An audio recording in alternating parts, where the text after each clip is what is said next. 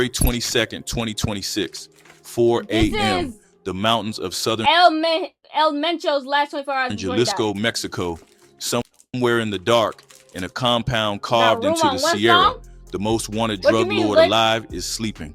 Two governments have been hunting him for over a decade. The DEA has a $15 million bounty on his head, one of the largest in the history of American law enforcement. Interpol knows his name. The CIA has drones in the sky above his country. And still, for years, this man has been a ghost. Fewer than 3 confirmed photographs of him exist, all of them decades old.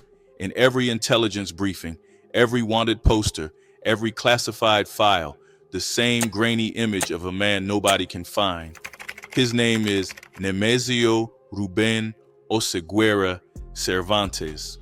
The world knows him as El Mencho. By sunrise, he will be wounded and bleeding in a military aircraft, dying somewhere above the Mexican highlands. By nightfall, 6 states will be on fire. This is his last 24 hours. No, this is creepy. 1966, a village buried deep in the mountains of Michoacan, Mexico. No electricity, no paved roads. A place so remote, most maps don't bother naming it. That's where Nemesio Ruben Oseguera Cervantes was born on the 17th of July. He never made it past the 5th grade. By the time other kids were learning to read, he was in the fields, picking avocados under the Michoacan sun, one of 6 brothers in a family that had nothing. This was Tierra Caliente, the hot land, a region where the 2 things that grow best are avocados and organized crime. He left before he was 20, crossed the border illegally into California. No papers, no plan, just hunger. 1986, San Francisco. A teenager gets picked up by police. Stolen property, a loaded firearm. The booking photo shows a kid who looks barely old enough to shave. Not a kingpin, not a threat, just another undocumented migrant caught in the wrong place. They deported him. He came back. 1989, arrested again, narcotics this time. Deported again. He came back again.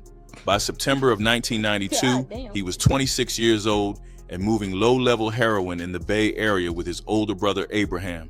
In the Bay, like One San night, Fran? the 2 brothers walked into the Imperial Bar on San Francisco's rough edge of the Tenderloin to close a deal. 5 ounces of heroin, $9,500.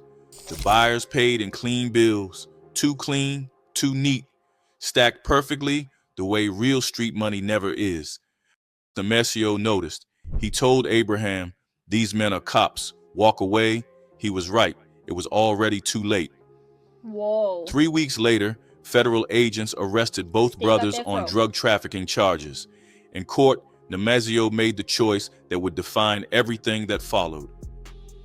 Abraham already carried 2 felony convictions. A third would likely mean life. So Nemesio pleaded guilty, took the weight, protected his brother. He told the court by all accounts to give him the minimum. She gave him 5 years. He served 3 at Big Spring Correctional Center in West Texas, a federal prison built to house undocumented immigrants. 1997, deported back to Mexico, 31 years old, convicted felon, banned from the United States for life. Most men in that position disappear into the margins. Nemesio Oseguera Cervantes did something nobody saw coming. He became a cop, joined the local police force in Cabo Corrientes and Tomatlan, Jalisco, wore the uniform, carried the badge. DEA Special Agent Kyle Morey, who would later lead the American investigation from Los Angeles, understood exactly what that period meant. Mencho wasn't rehabilitating. He was studying, learning how law enforcement thought, how it moved, how it could be bought. Every shift was intelligence. He left the force, joined the Milenio cartel as a sicario. He knew he wasn't going to stay being a cop. When Sinaloa Capo Nacho Coronel was killed in 2010, and Millennial leader Oscar Valencia was arrested, the structure fractured. El Mencho didn't fracture with it. He declared war on Sinaloa and partnered with his wife's family, the Gonzalez Valencia money laundering network, and built something entirely new from the wreckage. He called it the Jalisco New Generation Cartel. CJNG, within a decade, it had presence in all 50 American states and more than 40 countries. By 2019, the DEA assessed El Mencho's cartel was moving at least 1/3 of all drugs entering the United States. His personal net worth, at minimum $500 million, potentially over $1 billion. The Mexican government estimated CJNG's total assets at $50 billion. Damn! In February 2025, 50 the bill? Trump administration designated it a foreign terrorist organization. The avocado picker from Michoacan had built a narco empire that outranked most countries' economies, and nobody could find him.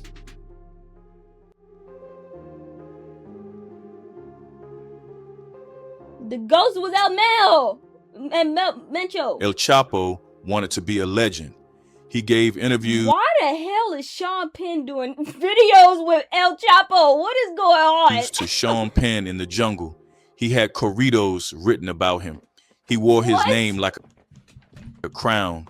El Mencho wanted to be invisible. No interviews, no photographs, no public appearances. In over a decade, as the most wanted man in the Western Hemisphere, fewer than 3 confirmed images of him exist, all of them old, all of them grainy. The only time the public ever heard his voice was through leaked audio recordings, expletive-filled messages sent to rivals, threats delivered from a face nobody could see. Organized crime expert Edgardo Buscaglia of Columbia University put it plainly. El Mencho's Jalisco New Generation Cartel was one of the biggest buyers of politicians and political campaigns, which has given it an enormous social base. Power without visibility, that was the strategy. He moved constantly through the Sierras of Jalisco, Michoacan, Colima, and Nayarit, never sleeping in the same location for long. Around him, 2 rings of security, an inner circle of former military mercenaries, an outer ring of lookouts spread across the mountain roads, watching for anything that moved. For years, it worked. Then came the violence that made hiding harder. May 2015, Mexican Army forces launched a military operation in Jalisco. El Mencho's men responded by firing a rocket-propelled grenade at an Army helicopter, blowing it out of the sky. He bought himself time to disappear into the Sierra. I gotta find it. In a single 6-week stretch that same Give year, me that vibe, CJNG killed 24 police officers across western Mexico. Do not give me no random vibe, bro. Give me that vibe. Like, give me the Caribbean. I know you better. Like, give me that vibe. Not as a battle, as a message. 5 years later, he sent a bigger one.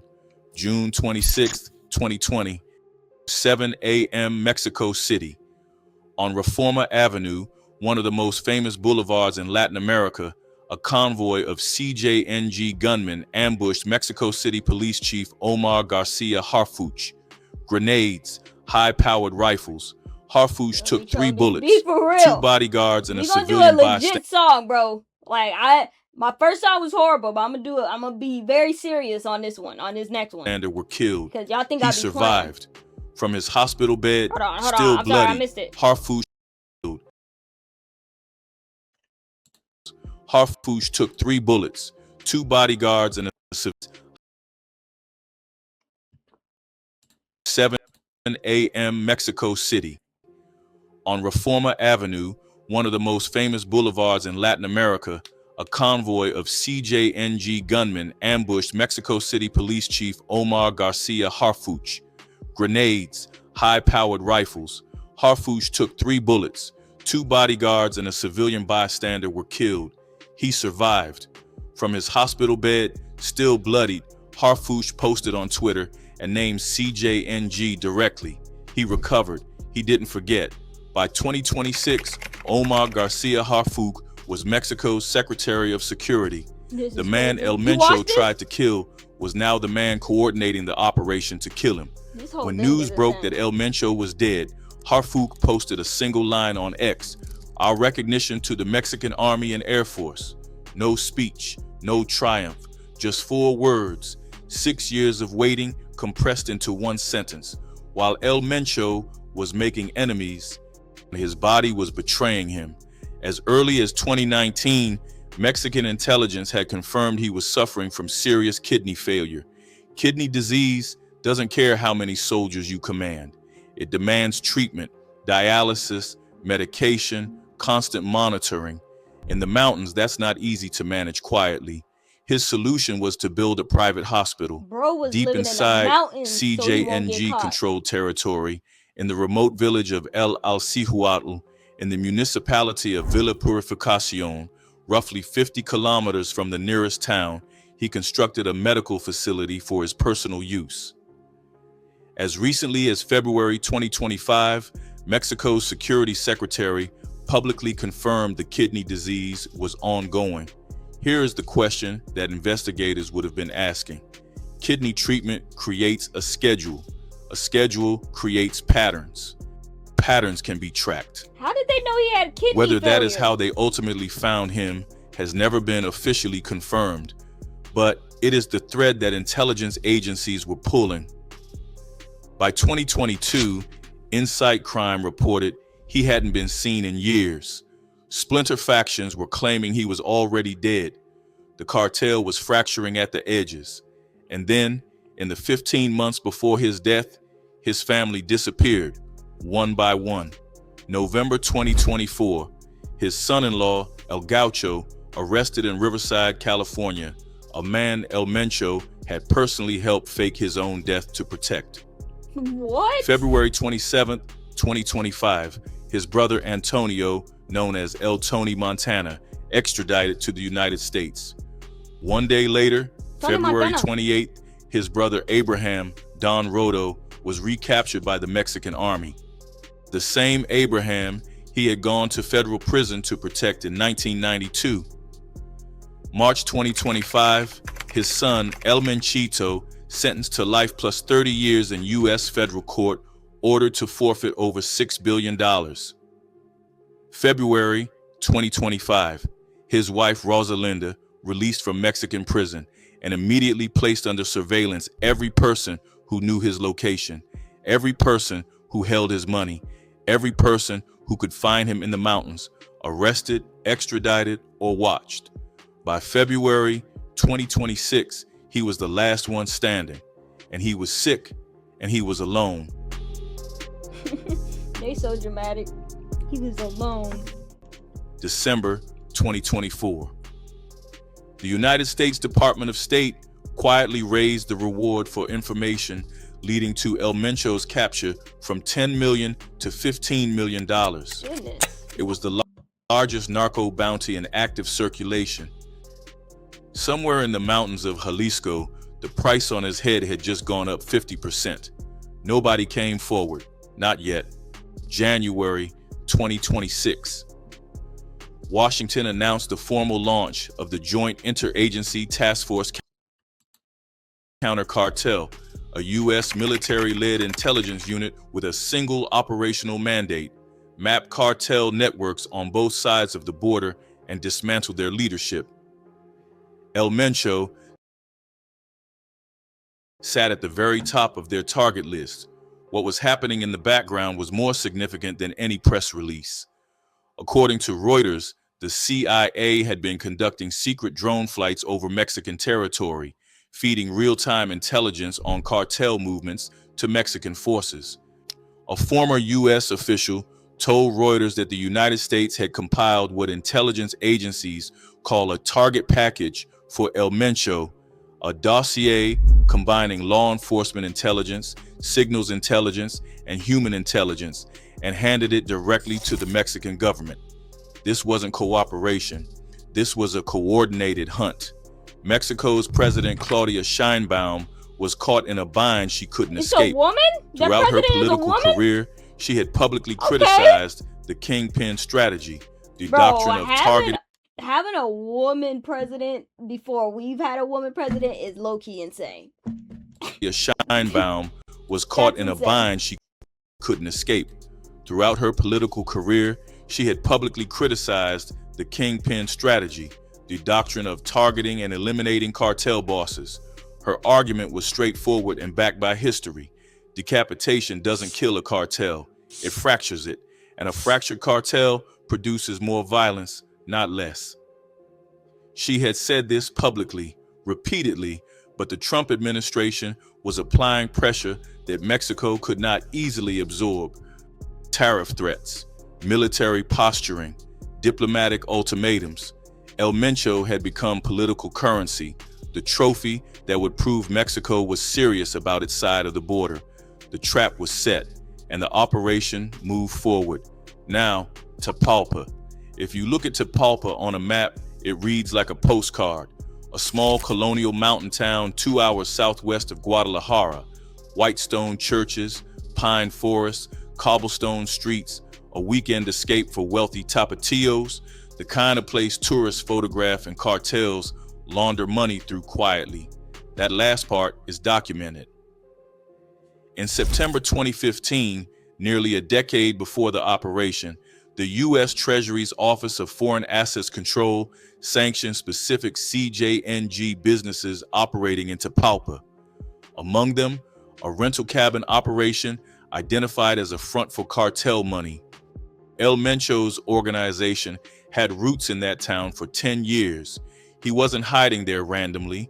He was hiding there because he had always been there.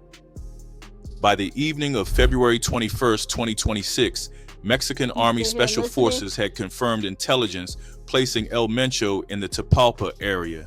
The operation was authorized at the highest levels of both governments. Soldiers were moving into position before midnight. Here is what we don't know and what may never be confirmed. We don't know how they found him.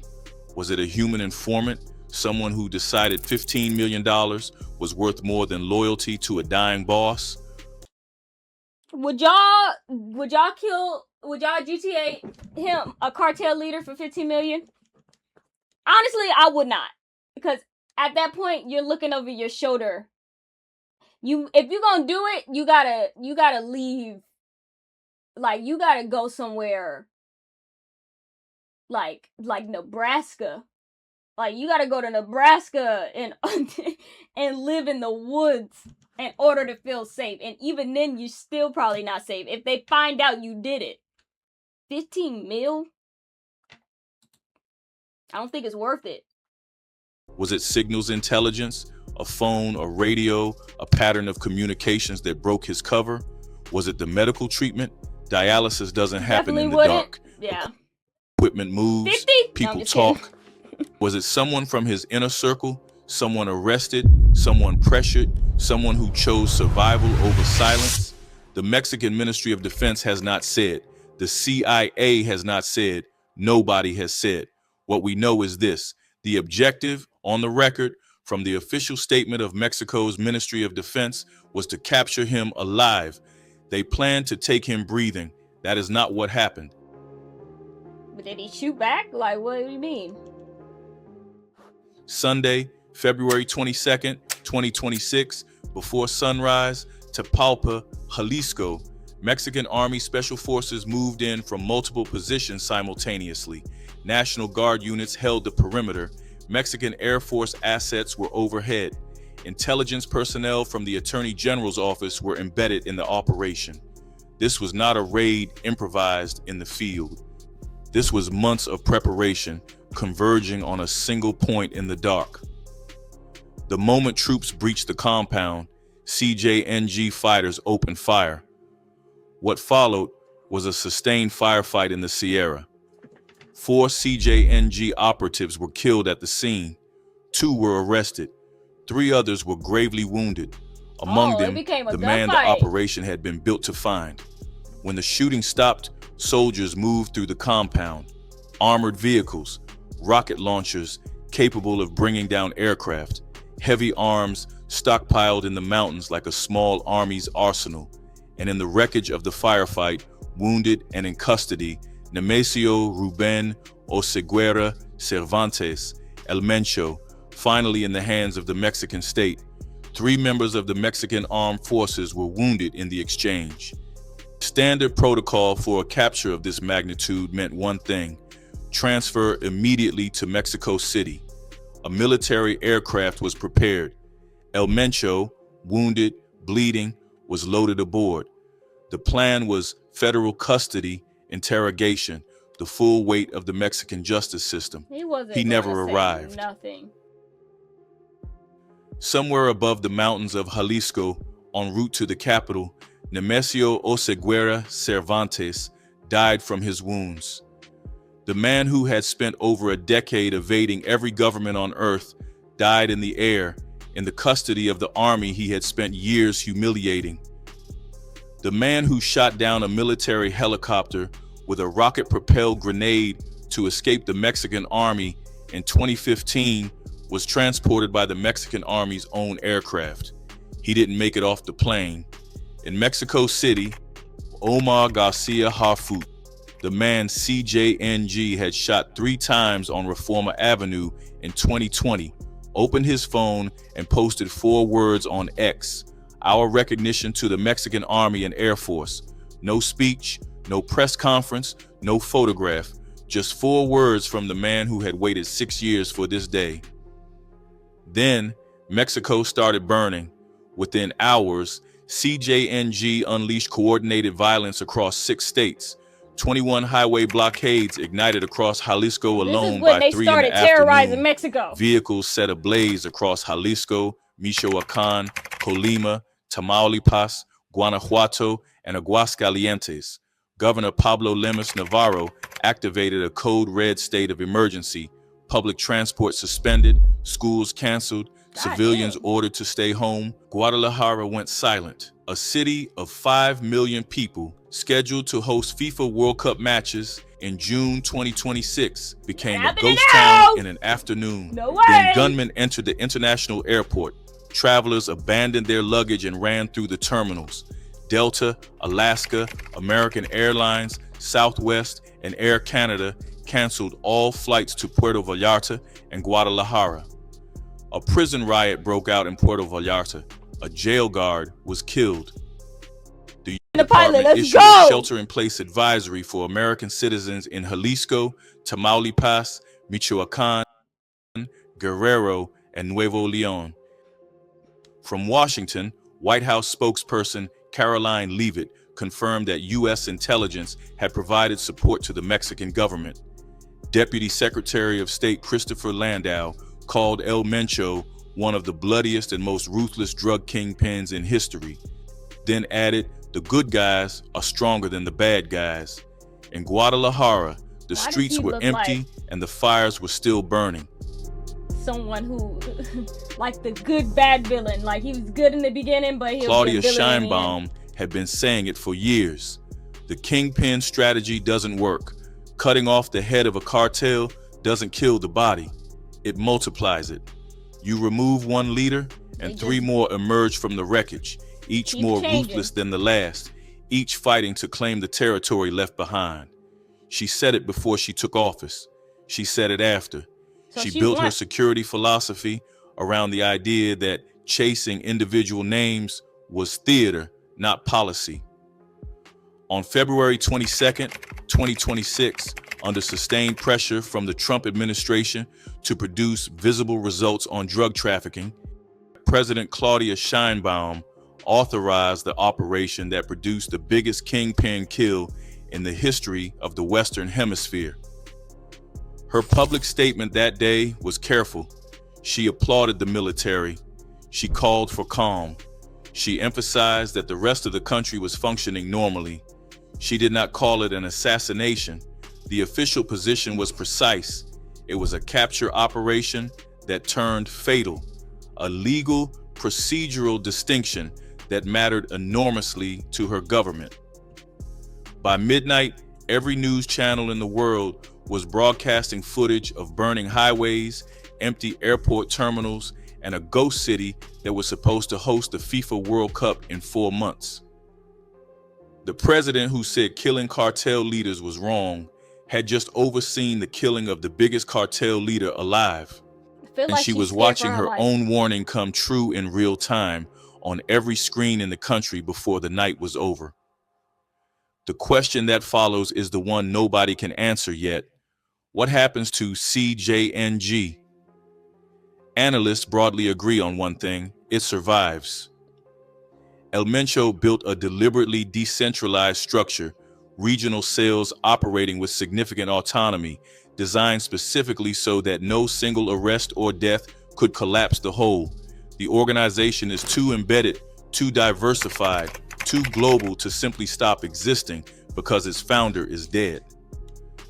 Vonda Felbaugh Brown of the Brookings Institution put it plainly: apart from the heads of the Sinaloa cartel, El Mencho has been the biggest prize for many, many years. A tremendous amount of violence is going to happen. One name has surfaced in intelligence reports as a potential successor: Abraham Jesus Ambriz Cano, known as El Yogurt. 29 years old, a Michoacan operator who commands a CJNG Special Forces cell linked directly to El Mencho's personal protection unit. He survived a major Mexican Navy raid in 2025 and has allegedly incorporated former Colombian and Guatemalan military personnel into his operation. This is not officially confirmed. It is the name being spoken quietly in the places where these things are discussed. The historical parallel is one your viewers already know. When Joaquin El Chapo Guzman was captured, the Sinaloa cartel did not collapse. It fractured. Factions turned on each other. Violence surged into the vacuum. The removal of the man created a war over what the man had controlled.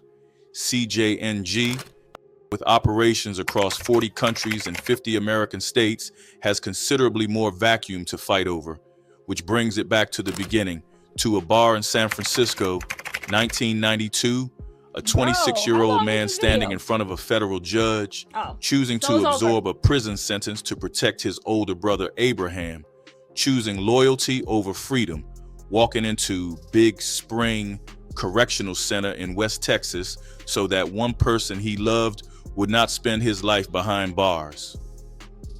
33 years later, one of the final moves of the intelligence operation closing around El Mencho was the recapture of that same brother, Abraham Don Rodo, seized by the Mexican army on February 28, 2025. The brother he had gone to prison to protect, the brother who, in the end, could not protect him. He started with nothing: a village with no roads, a fifth-grade education, avocado fields in Michoacan. He built an empire that stretched across 40 countries, moved a third of the drugs entering the United States, and made two governments spend a decade and $15 million trying to find him. He went to prison for his brother, and in the mountains of Jalisco at dawn on a Sunday morning in February, it ended the way it always ends for men like him. In a firefight he couldn't escape.